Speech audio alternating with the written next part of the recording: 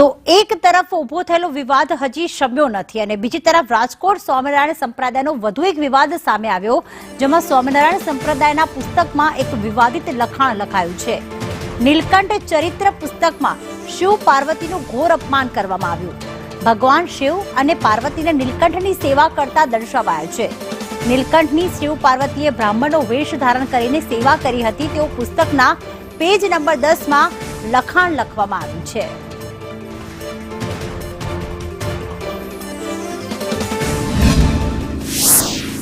તો સ્વામિનારાયણ સંપ્રદાયના નીલકંઠ ચરિત્ર પુસ્તકમાં એવું દર્શાવવામાં આવ્યું છે કે નીલકંઠની મહાદેવ અને પાર્વતીજીએ સેવા કરી હતી।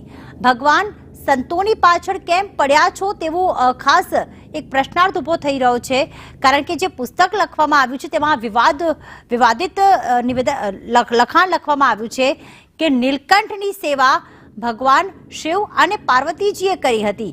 બ્રાહ્મણનો વેશ ધારણ કરીને સાક્ષાત મહાદેવજી અને પાર્વતીજીએ નીલકંઠની ઘણા દિવસો સુધી, એક કે બે દિવસ નહીં પણ ઘણા દિવસો સુધી સેવા કરી હતી એવો ઉલ્લેખ કરવામાં આવ્યો છે। અને ખાસ કહ્યું હતું કે મેળામાં બ્રાહ્મણનો વેશ ધારણ કરીને નીલકંઠની સેવા કરી હતી મહાદેવ અને પાર્વતીજીએ।